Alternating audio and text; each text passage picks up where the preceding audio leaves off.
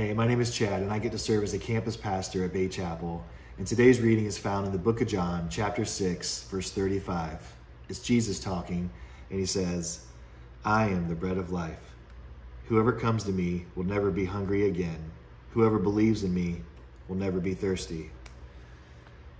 In this passage, Jesus is actually talking to the same crowd, the same 5,000 that he just fed the day before. 5 loaves, 2 fish. You might remember that story.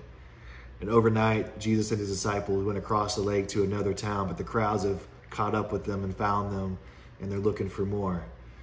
Jesus actually calls them out a few verses earlier because he knows the only reason they're still following him is because of all the food he fed them the day before. But today, he tells them that God the Father is offering the true bread from heaven, and it's the kind of bread that can bring life to the world, and that he is that bread. You know, Jesus often uses the physical to teach us things about the spiritual. And here I think Jesus is trying to help the people make the shift from seeing him as someone useful who can help meet their physical needs to seeing him as the true source of life. That if they change from following him to see what they could get from him to coming close to him and believing in who he is, that they'll no longer hunger or thirst for the things of this world for the rest of their lives. You know, I often go through these phases or seasons where I feel like I have to learn the same thing over and over again. And I am growing, but sometimes I just get in these places where I'm a little needy. And I'm needy because I'm worried about something usually, or maybe I'm going through some kind of uncomfortable circumstance. And it's not like a bad kind of needy. It's just the kind of needy where I'm focused on the thing that I need, or the thing that my family needs, or the thing that I need to happen to get me through this situation. And it just starts to overtake my thoughts and can creep into my prayer life and take it over.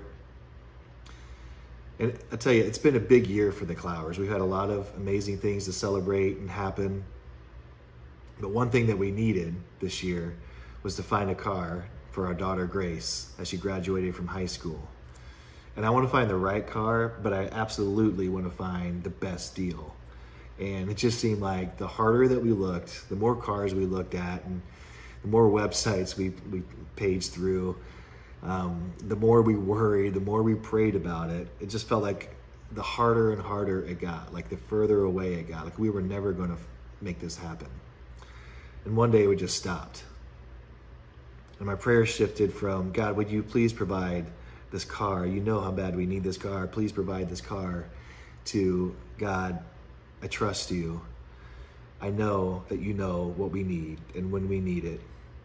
So God, we just lay this at your feet and we just rest in you. Eventually, we found Grace a car. God met that need. It was a few months later, and we're so thankful. It was a great deal at just the right time. But that's not the point of the story.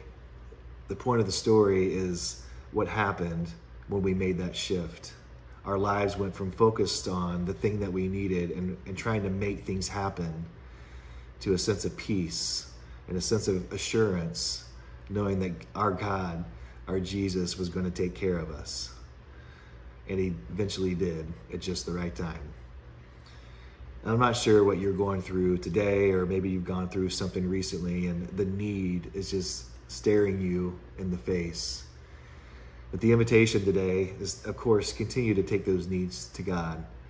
But the invitation today is to let's shift our focus to Jesus, the bread of life, the source of life, the one who can meet all of those needs.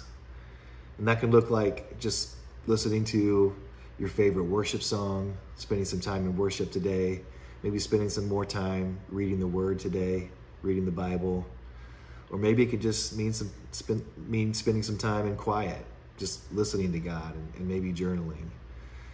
But whatever that is, I want to do it with you. Let's just take some time today. Let's just lay our needs down and let's just shift our heart and our mind on focusing on coming closer to him, coming closer to the bread of life, to the one who can meet all of our needs.